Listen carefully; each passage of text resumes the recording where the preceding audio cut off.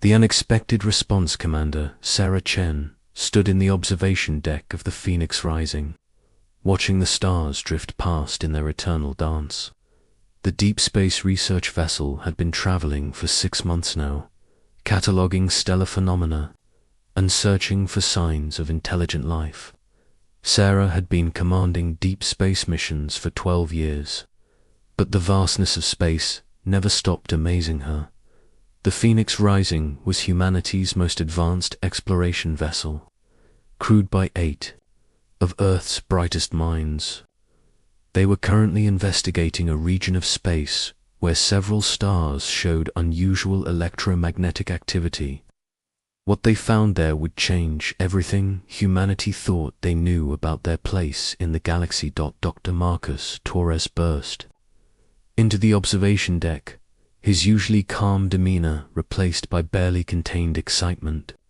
Marcus was the ship's xenobiologist and communications expert, a tall man with graying temples who had spent his entire career hoping to make first contact with alien intelligence. "Commander, you need to come to the communications bay immediately," Marcus said, his voice shaking slightly. "We've received a transmission, and it's not from any human source." Sarah felt her heart skip a beat. After centuries of searching, had they finally found proof of alien life? She followed Marcus through the ship's corridors, past the humming machinery that kept them alive in the hostile environment of space. The communications bay was buzzing with activity. Dr. Raj Patel, their astrophysicist, was hunched over a computer terminal alongside Amy Foster, their junior researcher. Navigator Tom Kim was running calculations on stellar positions, while engineer Zara Okafor examined the technical aspects of the transmission. "What have we got?" Sarah asked as she entered the room. Marcus activated the main display, and a complex waveform appeared on the screen. "We detected this signal approximately 2 hours ago. It's clearly artificial, with mathematical patterns that indicate intelligence. But Commander, the source is over 40 light-years away." Sarah studied the waveform. Even to her untrained eye, it was obviously not natural. The patterns were too regular, too purposeful. "Any idea what it says?" "That's where it gets interesting," Amy Foster said, looking up from her computer. Amy was young but brilliant, with a gift for pattern recognition that had impressed everyone on the crew. "The signal contains what appears to be a universal mathematical primer, similar to what we've theorized other species might use to establish communication." Dr. Patel adjusted his glasses and pointed to sections of the waveform. "Look at these. Recurring elements, prime numbers, basic geometric relationships, physical constants. They're trying to establish a common mathematical language." Zara Okafor, a powerfully built woman who had grown up in the harsh environment of the Sahara Desert, looked skeptical. "How long would it take to decode something like this?" "Normally, months or years," Marcus replied. "But they've made it relatively simple. Give me 6 hours, and I might have a basic translation matrix." Sarah made the decision that would alter the course of human history. "Do it. All departments will assist as needed. This is our top priority." The next 6 hours passed in a blur of intense activity. The entire crew worked together, combining their expertise to crack the alien code. Jackson Reed, their pilot, helped with mathematical calculations. Medical Officer Alina Vasquez analyzed the signal structure for patterns that might indicate biological origins. Everyone contributed something to the effort. Finally, as Sarah was reviewing supply reports in her quarters, Marcus's voice came over the ship's intercom. "Commander, please report to communications. We've broken the code." Sarah arrived to find the entire crew gathered around the main display. The alien waveform was still there, but now it was accompanied by translated text in English. Marcus cleared his throat and began to read. This is an automated distress beacon from the Coleri Collective. Our star system faces imminent destruction from solar instability. We are a peaceful species of approximately 12 billion individuals. Our technology is insufficient to evacuate our population or protect our world from the coming solar event. We broadcast this message to any spacefaring civilization in hope that someone will hear and remember that we existed. The communications bay fell silent. Everyone stared at the translation, processing what they had just learned. Somewhere in space, an entire alien civilization was facing extinction, and their final act was to send out a message asking to be remembered. There's more, Marcus continued, his voice heavy with emotion. We estimate 72 hours remain before our sun produces a Class X solar flare that will sterilize all planets in our system. We have no defensive technology and no means of escape. If any beings receive this message, know that the Coleri lived in peace for 10,000 years, creating art and music and poetry. We leave this as our legacy to the stars. Sarah felt a chill run down her spine. An entire species was about to die, and they had sent out their final words like a message in a bottle, hoping someone would find it and remember them. Can we respond? She asked. Amy Foster looked up from her computer. The transmission includes return protocols. We could send a message back, but Commander, they're 40 light years away. Even at maximum speed, it would take us decades to reach. Jackson Reed, their pilot, was studying the stellar charts. Jackson was a former military pilot who had flown in Earth's most dangerous regions, from Antarctic storms to the radiation-soaked zones around nuclear disasters. Actually, there might be another way. The transmission is coming from the Kepler 442 system. We're currently only about 15 light-years from there. Tom Kim, their navigator, was already running calculations. If we pushed our fusion drives to maximum and used every gravitational slingshot available, we might be able to reach them in 60 hours. That's cutting it very close, Alina Vasquez observed. Alina had served as a medic in Earth's disaster zones, from earthquake cities to volcanic eruption sites. She understood better than most what it meant to race against time to save lives. It's impossible, Dr. Patel said flatly. Even if we could reach them in time, what could we do? They said they have 12 billion people. We have one small research vessel. Sarah looked around at her crew. These were people who came from Earth, a world that had tried to kill humanity in every way possible throughout their evolution. They had survived ice ages and asteroid impacts, plagues and natural disasters, predators and environmental catastrophes. They had learned to thrive in conditions that would destroy most other species. We're going to try, Sarah decided. Plot a course for the Coleri system, maximum speed. Commander Zara said quietly, we should probably let them know we're coming. Marcus was already working on a response. How do we explain what we are? They're facing extinction, and suddenly beings from a distant world are racing to help them. They'll want to know who we are.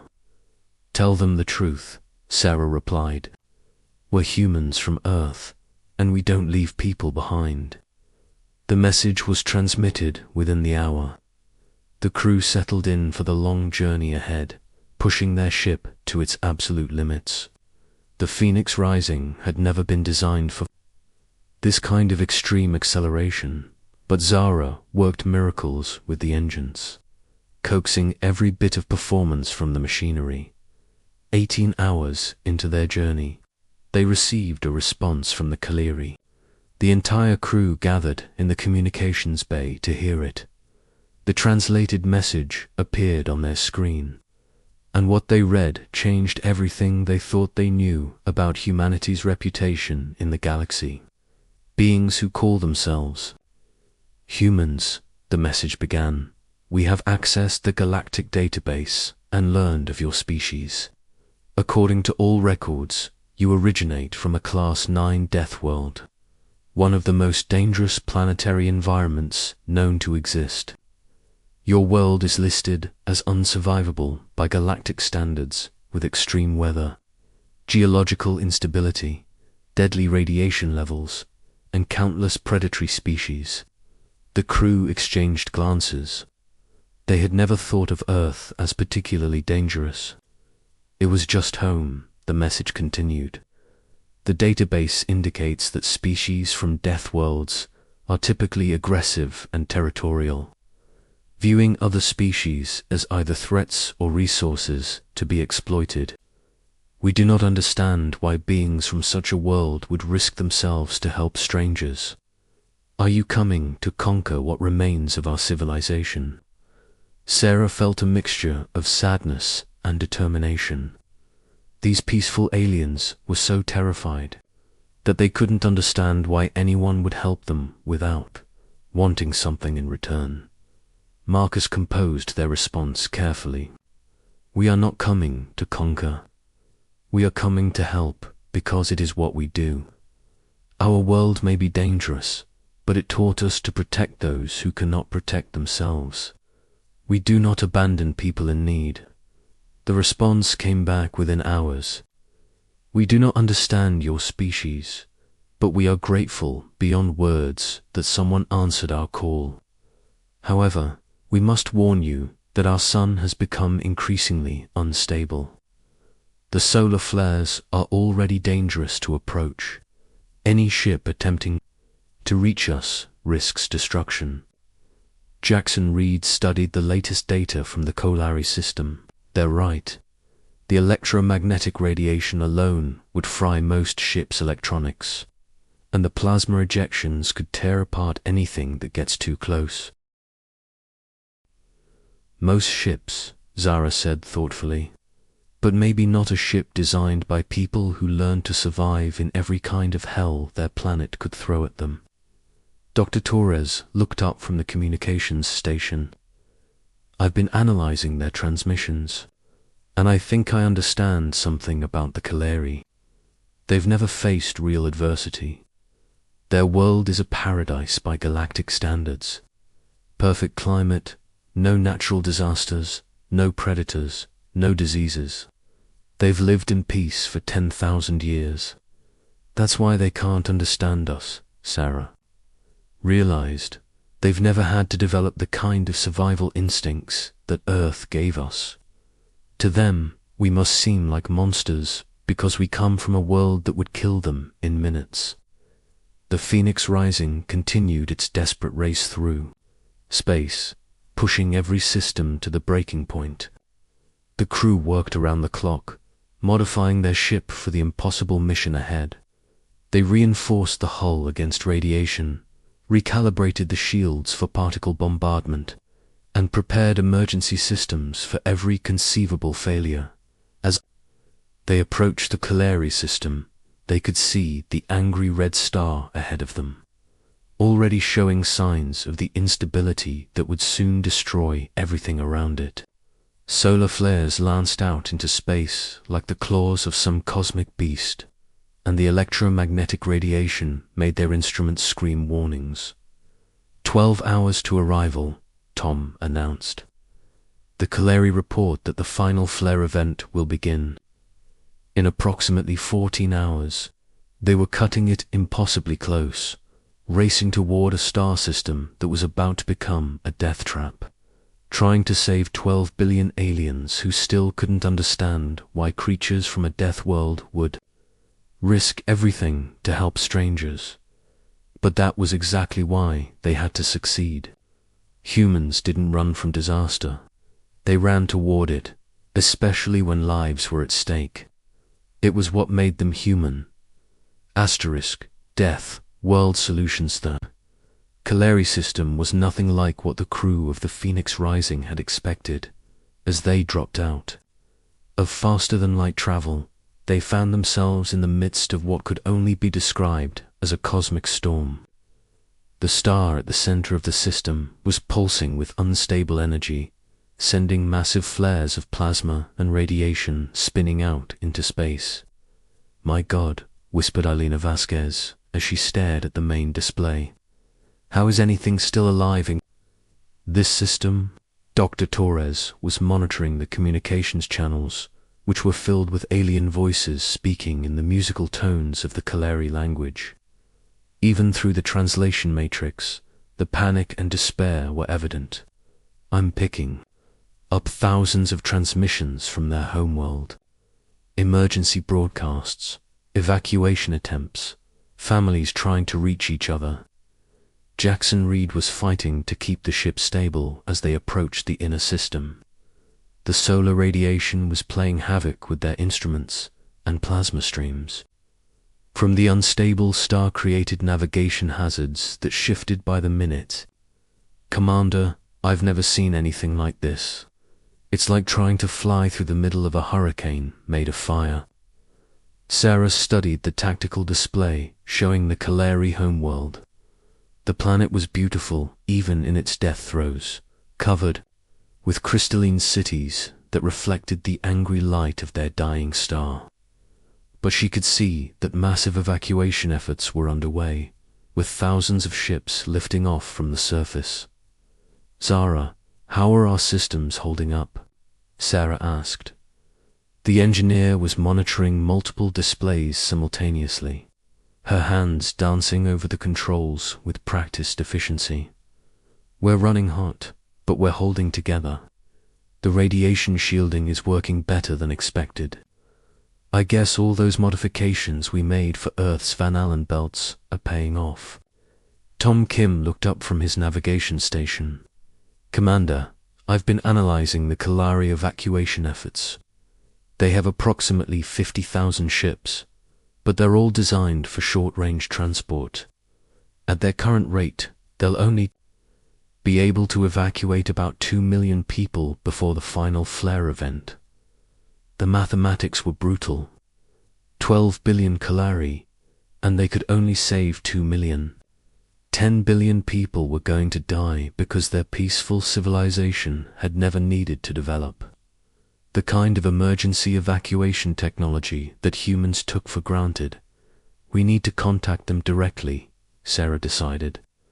"Marcus, can you establish a communication link with their planetary government?"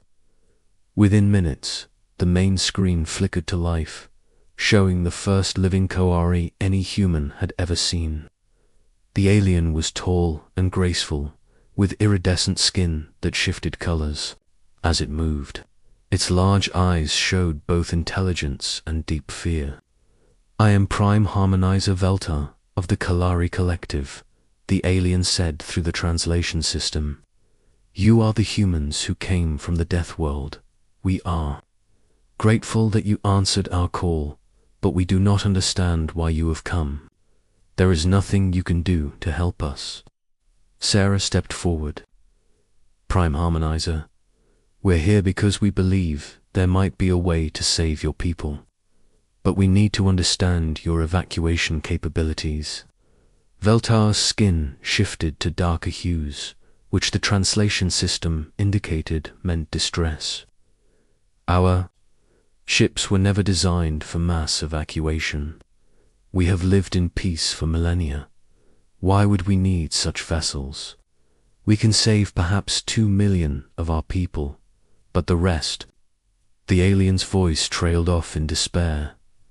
Dr. Patel had been analyzing the Kaleri ship, designs through their communications link.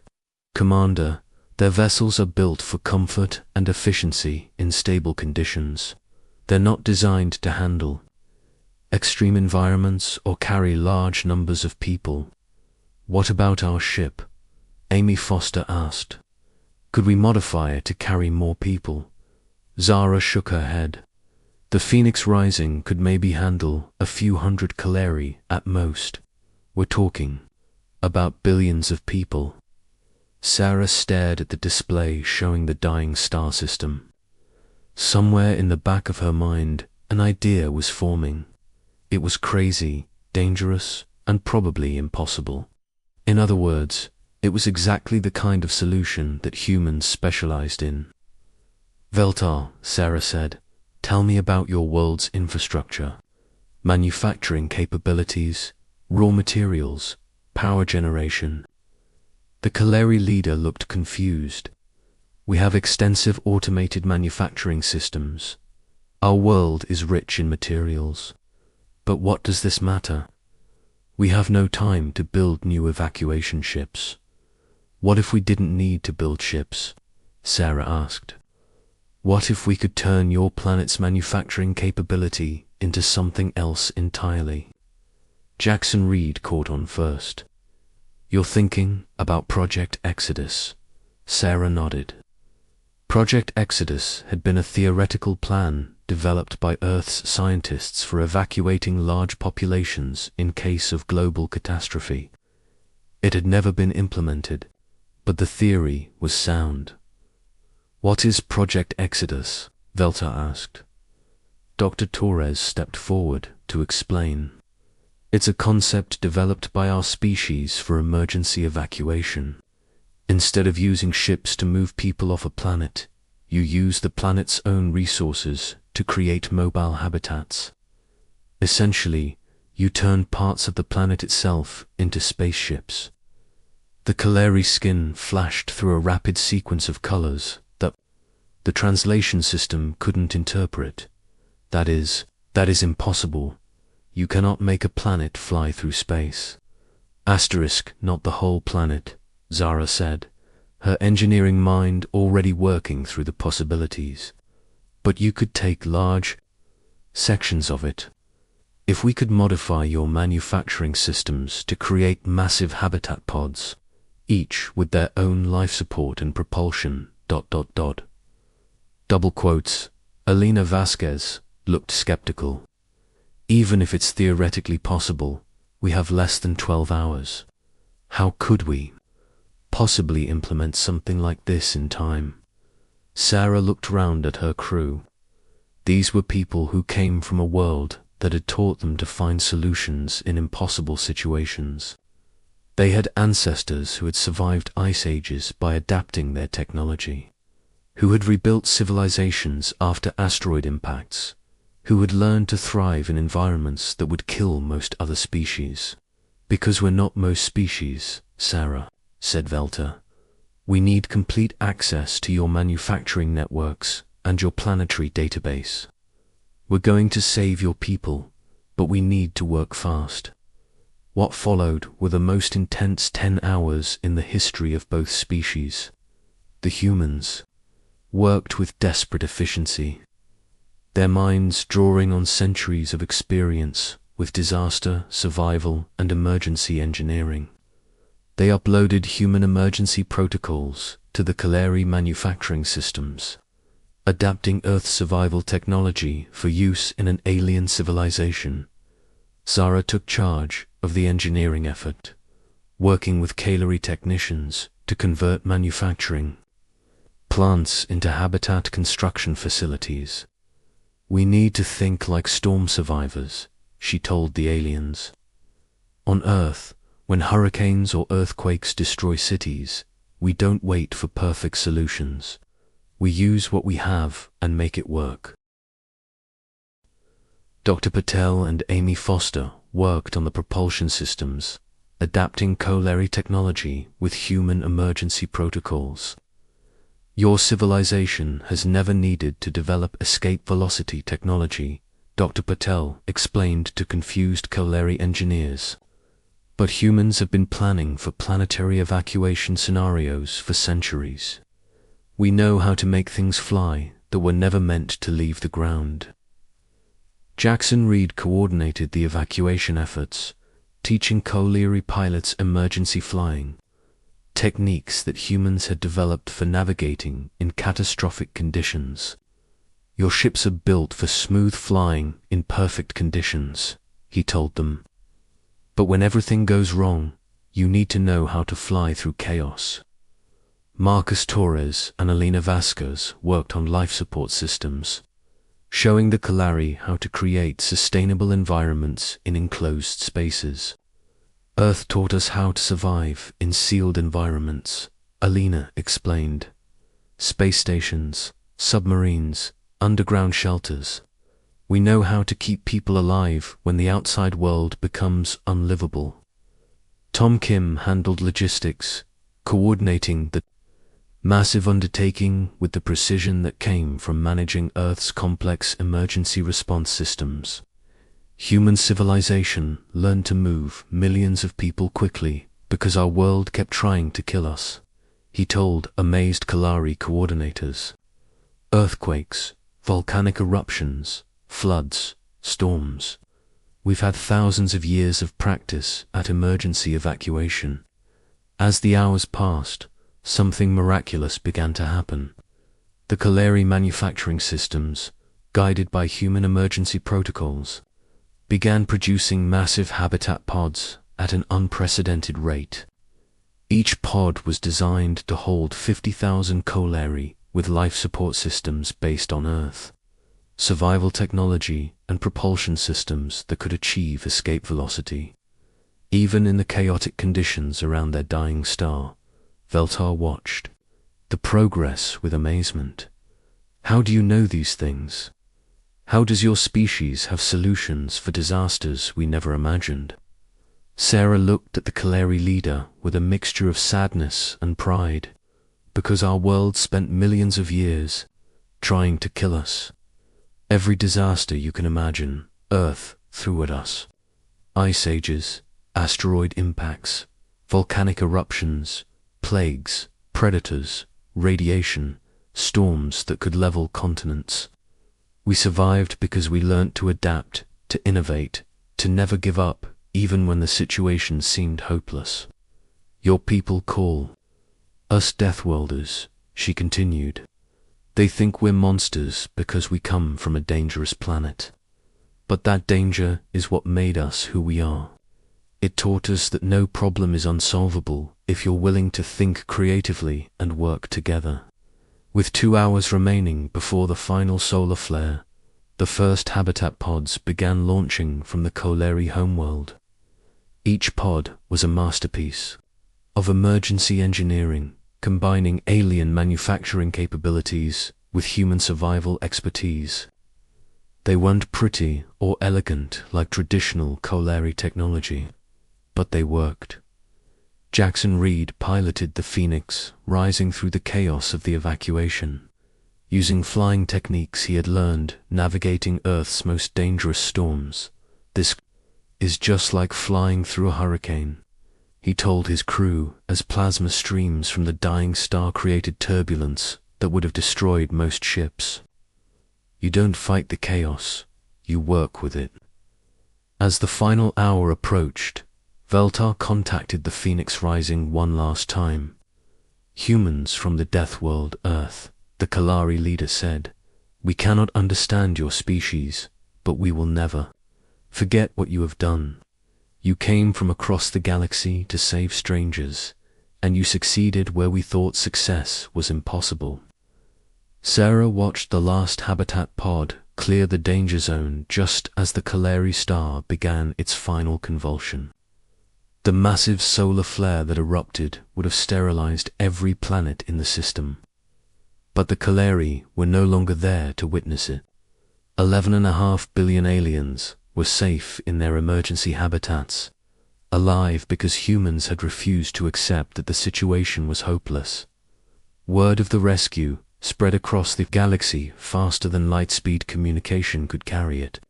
Within days, every spacefaring civilization knew the story of how the Deathworlders from Earth had saved the entire Kalari species from extinction. The reputation of humanity changed overnight. No longer were they seen as monsters from a death world, but as the species that ran toward danger when others needed help. They became known as the emergency responders of the galaxy, the ones you called when the impossible needed to be done. But perhaps the most important change was in how humans saw themselves. They had always known they were survivors, but now they understood that their greatest strength wasn't their ability to endure hardship, but their willingness to use that strength to help others. The Phoenix Rising returned to Earth as heroes, but Sarah knew that their real reward was simpler than fame or recognition. They had heard a cry for help echoing through the void, and they had answered. They had proven that being from a death world didn't make you a monster. It made you the kind of person who never gives up on saving lives.